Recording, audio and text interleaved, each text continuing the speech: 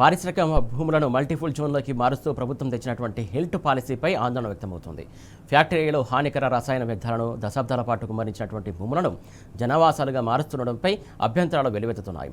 హైదరాబాద్ నగర పరిధిలోని 22 పారిశ్రామిక వాడల్లోని దాదాపు 9,300 ఎకరాల భూములను మల్టిపుల్ జోన్లుగా మార్చేందుకు కాంగ్రెస్ ప్రభుత్వం హెల్త్ పాలసీ అమలులోకి తెచ్చింది. హైదరాబాద్ మహానగరంలోని పారిశ్రామిక వాడల్లో దశాబ్దాల తరబడి నిర్లక్ష్య యాజమాన్యాల పాపానికి అవి కాలుష్య నిలయాలుగా మారాయి. అలాంటిది ఏళ్ల తరబడి ఆ పరిశ్రమలు నడిచినటువంటి ప్రాంతాల్లోనే అపార్ట్మెంట్లు వెలిసి లక్షలాది మంది అందులో నివసిస్తే వారి పరిస్థితి ఏంది? దశాబ్దాల తరబడి వ్యర్థాలు పారినటువంటి భూముల్లోనే పాఠశాలలు నిర్మిస్తే అక్కడ చదివే చిన్నారుల ఆరోగ్య భవిష్యత్తుకు పూచి ఎవరు? హోటళ్లు నిర్మించి భూగర్భ జలాలను వినియోగిస్తే ముంచుకొచ్చే ఉపద్రవానికి బాధ్యత ఎవరిది? దీనికి సంబంధించి తాజా అప్డేట్స్ మా ఇన్పుట్ ఎడిటర్ సూరజ్ అందిస్తారు. సూరజ్, చెప్పండి. సురేష్, ఈ పారిశ్రామిక వాడలకు సంబంధించిన భూముల కన్వర్షన్ కోసం ప్రభుత్వం అయితే విధానాన్ని అమల్లోకి తెస్తుందో దీనిపైన సర్వత్రా విమర్శలు వ్యక్తం అవుతున్నాయని చెప్పాల్సి ఉంటుంది. హిల్ట్ పాలసీ పేరిట ఈ పాలసీని ప్రభుత్వం తెరపైకి తెస్తుంది.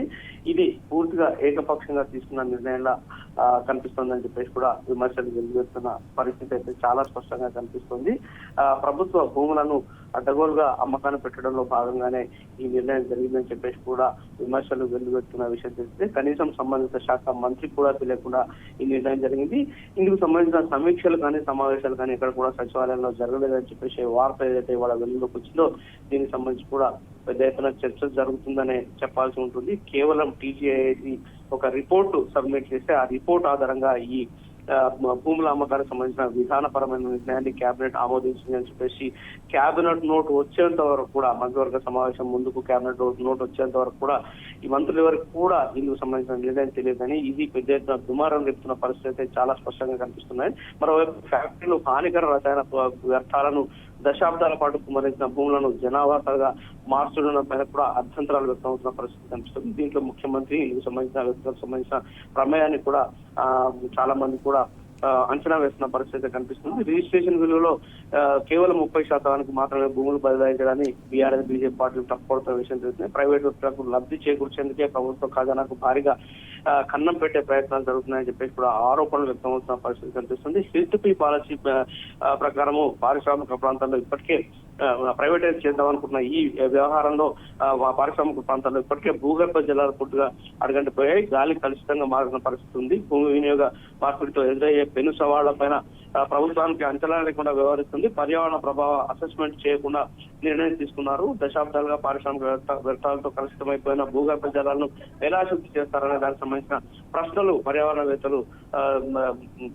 పర్యావరణవేత్తల నుంచి సంధిస్తున్న పరిస్థితి చాలా స్పష్టంగా కనిపిస్తున్నాయి. పారిశ్రామిక భూములను మల్టీ యూజ్ జోన్ గా మార్చి అందులో నివాస వాణిజ్య సముదాయాలు, పాఠశాలలు, ఆసుపత్రులు, హోటళ్లు, పార్కులు, కల్చరల్ సెంటర్ల వంటివి నిర్మించేలా అనుమతులు ఇచ్చేందుకు ఈ విధానపరమైన నిర్ణయం తీసుకున్నారు. అయితే ఈ భూ బదిలీ ప్రక్రియను హడావిడిగా కేవలం 2 నెలల వ్యవధిలోనే పూర్తి చేస్తామని ప్రకటించడం కూడా అనేక అనుమానాలు సాగిస్తామని చెప్పేసి కూడా ప్రభుత్వానికి సంబంధించిన వర్గాల్లో ఒక చర్చ జరుగుతుంది. దరఖాస్తు పరిశీలన, ఆమోదం, అందుకు అయ్యే డెవలప్మెంట్ ఇంపాక్ట్, ఫీజు వసూలు వంటి ప్రక్రియ అంతా కూడా కేవలం 66 రోజుల్లో పూర్తి చేస్తామని ప్రభుత్వం ఈ పాలసీలో పేర్కొంది. మరోవైపు సిపి సంబంధించిన మార్గదర్శకాలు విడుదల చేసిన 6 నెలల వరకే దరఖాస్తులు తీసుకుంటామని చెప్పేసి తెలియజేయడం కావచ్చు. వేలాది ఎకరాల భూమిని మల్టీ యూజ్ జోన్ గా మార్చేందుకు సంబంధించిన దరఖాస్తుల గడువును కేవలం 6 నెలలుగానే నిర్ధారించడం పైన కూడా అనేక సందేహాలు వ్యక్తం అవుతున్న పరిస్థితి కనిపిస్తుంది.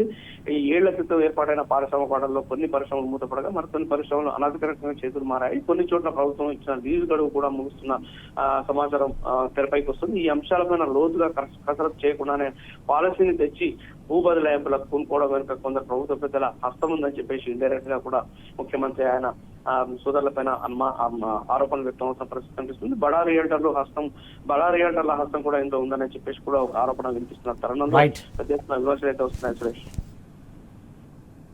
Right, thank you Suraj.